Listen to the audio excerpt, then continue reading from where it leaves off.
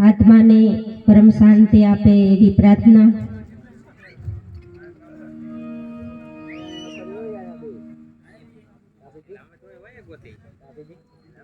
આપણા મહાપુરુષો આપણા માટે ખૂબ સરસ મજાની મૂડી મૂકીને ગયા છે અને આપણે હજી ક્યાં ઊભા છે એની આપણને ખબર નથી. મહાપુરુષોએ કીધું કે આપણે ગામ જવું હોય તો આપણી કેવી તૈયારી હોય. આપણા 2-4 જોડી કપડાં હોય, કોલગેટ લઈ, બ્રશ લઈ, દાંતીઓ લઈ, તેલ લઈ, બધી જ વસ્તુ લઈ, પણ જ્યારે આ જગત છોડી અને કાયમના માટે જવાનું છે એના માટે આપણી તૈયારી કેવી?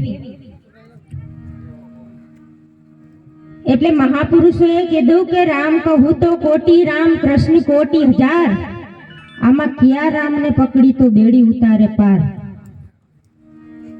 મહાપુરુષો કે એક રામ દશરથ ઘર ડોલે, દશરથના દીકરા રામ, બીજા રામ ઘટઘટ બોલે, મનુષ્યની જ અંદર નહીં પણ સર્વેના જીવ અંદર ઈ રામ હોકારા કરી રહ્યા છે.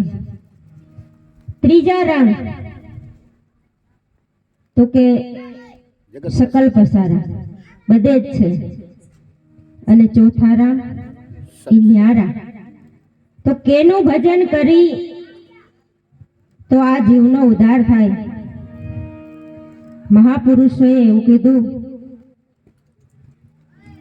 જાજે શેઠે નથી જાવું, પણ ભગવાન બુદ્ધે તો એમ કીધું કે અપો દીપો ભવ, તું તારો દીવો થા. કોઈનું ભજન કરવાથી આપણી હોજી ઉતરે એવી નથી. એટલે મહાપુરુષોએ ઈશારો કર્યો, તું નિજનું ભજન કર, નિજ કેતા પોતે. ભગવાન બુદ્ધને નાની ઉંમર હતી, એનું નામ સિદ્ધાર્થ હતું. સુદોધન રાજાને ત્યાં એમનો જન્મ થયો. 14 વર્ષની વય થઈ ત્યાં લગી ગામની અંદર કાઠમાંડુ શહેરની અંદર શું હતું ને એની એને ખબર નહોતી. 14 વર્ષની વયે જ્યારે બહાર નીકળ્યા અને એના સામે એક નનામી આવતી હતી અને નનામીને જોઈ અને સિદ્ધાર્થને એવું થયું કે આટલા બધા લોકો આ ઉપાડીને આવે છે તો આ શું છે? એટલે એને એના સેનાપતિને પૂછ્યું કે આ બધા માણસો આ ઉપાડીને આવે છે એ શું છે? ત્યારે સેનાપતિએ કીધું કે ઈ લોકો જે આવે છે યુવરાજ, ઈ કોઈ સતલોકવાસી થયા છે અને એની નનામી છે. તો નનામી એવું કેમ કહેવાનું? એનું નામ તો હતું જ, કેમ મટી ગયું? એટલે સિદ્ધાર્થે એવું કીધું સેનાપતિને કે મારે એના દર્શન કરવા છે.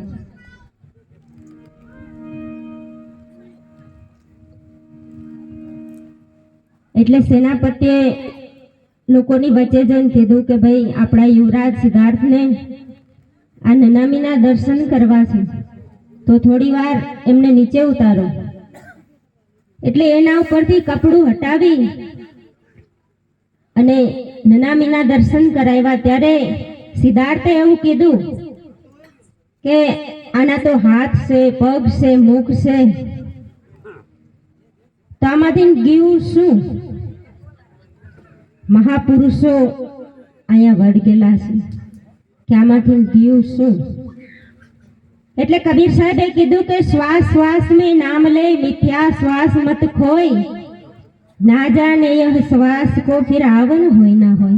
આ શ્વાસની અંદર બંદગી કરી લે, કારણ કે એક દિવસ જવાનું એ ચોક્કસ છે. પછી સારું કાર્ય કરશું તો પણ જવાનું છે અને નહીં કર્યું હોય તો પણ જવાનું છે. 100 વર્ષ એક દી જરૂર પૂરા થવાના છે. માટે મહાપુરુષોને આપણે યાદ કરવા જોઈએ. ડોક્ટર BR આંબેડકરે આપણને આજે આપણે આ મંડપની અંદર બેઠા છીએ, આવા આયોજનો કરી રહ્યા છે ને, એ પ્રતાપ કોઈ માતાજીનું નથી ભાઈ. હૃદય ઉપર હાથ રાખીને વિચારજો કે મહાપુરુષોએ જેના 4 સંતાન, એના ધર્મપત્ની, એનું બલિદાન આપ્યું છે આપણા માટે. એટલે આપણે આજે અહીંયા બેઠા છીએ. નકર કોઈ ગણતરી નહોતી. સંત રોહિદાસ બાપાને આપણે માનતા હોય અને એનો આપણા ઘરમાં ફોટો ન હોય, આપણા બાળકોને આપણે બીજું જ વરગાડ્યું હોય, આપણી આવનાર પેઢીને આપણે જાગૃત કરવાની જરૂર છે.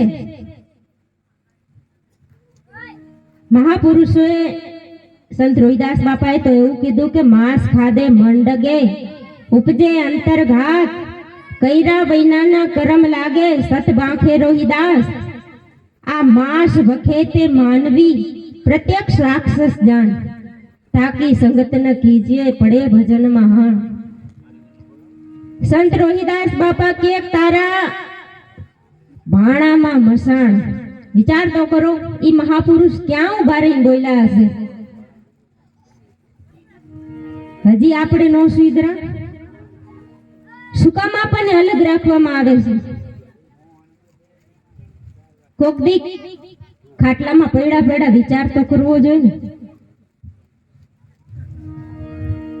માટે જાગૃત થઈ જાઓ. આપણા મહાપુરુષોએ આપણા માટે બલિદાનો આપ્યા છે.